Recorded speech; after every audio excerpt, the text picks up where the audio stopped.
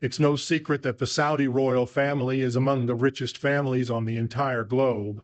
But do you know just how extravagant the Crown Prince of Saudi Arabia really is? From palace-sized yachts to furniture made of gold, his spending habits have raised controversies for years. However, what if we told you that you have yet to hear about some of the most outrageous things he owns? Join us as we go through some of the most stupidly expensive things in Mohammed bin Salman's possession, a boy destined to be a leader. Born on the 31st of August in 1985, Mohammed bin Salman, often referred to as MBS, started his life like any other kid in a large, prominent family. He's the eldest son of his mother, Fahda bint Fala al-Hiplain, but not the only child. In fact, he's one of her 6 kids.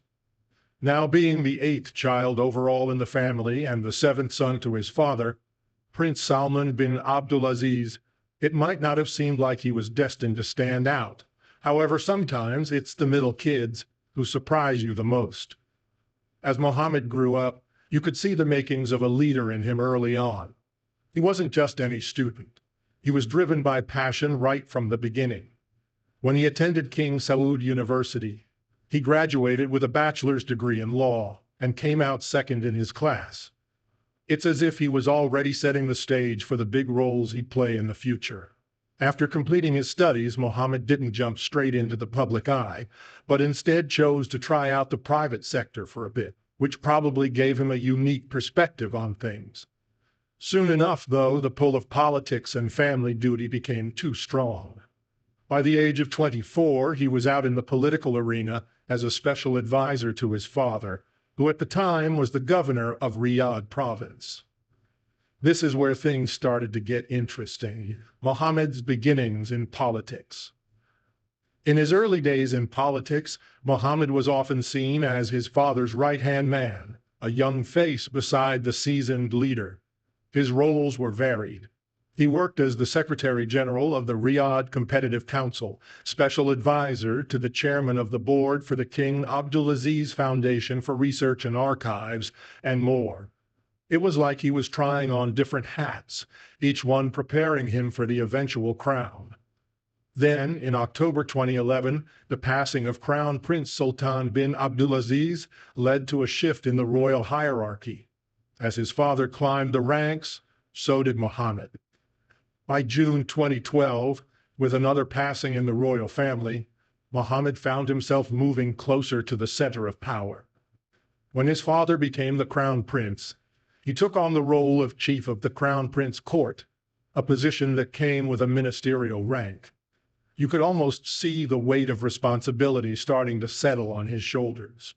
Then 2015 came around, and with it, the passing of King Abdullah. This was a turning point, not just for Saudi Arabia, but for Mohammed personally as well. His father went up to the throne, and Mohammed, still relatively young at 29, was appointed as the Minister of Defense. This wasn't just a title. It came with immediate and intense responsibilities. The political situation in Yemen was spiraling out of control, and Mohammed was instantly thrust into the spotlight. This was when people started to really notice how his appearance was changing. He wasn't just the young advisor anymore. He was now a key figure in Saudi Arabia's leadership. The way he carried himself, the way he dressed, all started to reflect the gravity of his new role. The traditional Saudi attire, the keffiyeh and the gal, the long thobe, became symbols of power and authority. As Minister of Defense, Mohammed had to make some tough calls. The situation in Yemen led to a coalition intervention, and suddenly, Mohammed was on the world stage, leading a military effort. His youthful looks were still there, but you could see a seriousness, a weight, that hadn't been there before. It was like watching someone age in a matter of months, not years, because of the stress and responsibility they're under. By the time 2017 came around, Mohammed had firmly established himself as a force to be reckoned with. On June 21st of that year, his father made him the crown prince, a move that was widely anticipated, but still monumental. This was the moment when his appearance really began to reflect his position. The young man who had started out as a special advisor was now the future king, and he looked the part. His beard was fuller, his demeanor more reserved, and his presence more commanding. One interesting aspect of Muhammad's rise is how he began to mix traditional Saudi imagery with a more modern, almost Western-influenced style. This wasn't just about fashion, though. It was a statement. When he met with world leaders, whether it was former U.S. President Donald Trump or Japanese Prime Minister Shinzo Abe, there was a deliberate effort to show that he was both rooted in Saudi tradition and ready to lead his country into a new era. His posture and his expressions, everything became more calculated, more polished. This man was now a leader who knew he was being watched, both at home and internationally. Even his interactions became more measured. Whether it was a handshake with global leaders or a conversation about international policy, Muhammad had become the epitome of a modern monarch in waiting. In the years following his appointment as Crown Prince, MBS's appearance continued to evolve. He began to wear his power comfortably, like a second skin. The young man who had once been in the background was now at the forefront of global politics. How Muhammad has been ruling. Many things can be said about his ideology. However, it can be described as nationalism-populism to a certain extent. In political affiliations, he is a Republican, but economically and socially, he is rather liberal. His thinking has been shaped by a couple of key influences: his former advisor Saud al-Qahtani and the ruler of Abu Dhabi, Mohammed bin Zayed. However, when it comes to how he leads, the picture changes drastically. Rula Jebriel has described it as brutally harsh, while Jamal Khashoggi and Theodore Winkler have referred to it as authoritarian.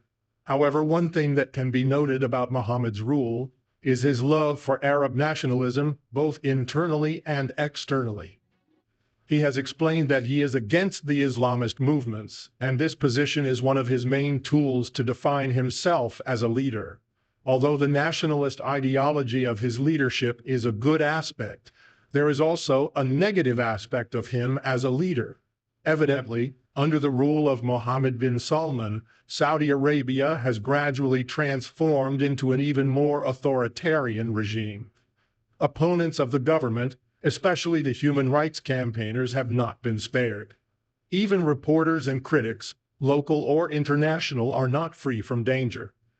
The most high-profile case is the case of Jamal Khashoggi, a columnist for the Washington Post who was murdered by the Saudi authorities.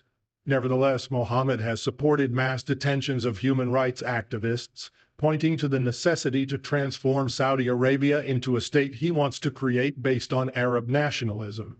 When Mohammed became established in power, he changed several aspects of the nation. In one of his first significant acts, he restricted the authority of the Saudi religious police, which had long been able to control many aspects of the Saudi Arabian population's lives. By early 2015, he was appointed chair of the newly established Council for Economic and Development Affairs, a role that allowed him to oversee significant aspects of the nation's economy. Shortly after, he was given control over Saudi Aramco, the state-owned oil giant, marking his growing influence over both the country's economy and its religious institutions. On the economic front, Mohammed has been equally ambitious. In 2016, he presented Vision 2030, a long-term strategy that aimed at reducing the kingdom's reliance on oil exports. This plan contains a set of aims to diversify the revenues, develop non-oil exports, privatize, and more. Another interesting and huge part of Vision 2030 is the NEOM project, a new economic region on the Red Sea bordering Saudi Arabia, Jordan, and Egypt. NEOM will capture leading industries in renewable energy, biotech, and advanced manufacturing out of an investment of $500 billion. Mohammed's economic strategy has its own drawbacks, though. He entered the biggest risk by trying to force rivals out of the worldwide oil market by offering affordable prices. However, this strategy was not effective, since American oil producers just decided to reduce production while waiting for the price to go up again. Thus, at some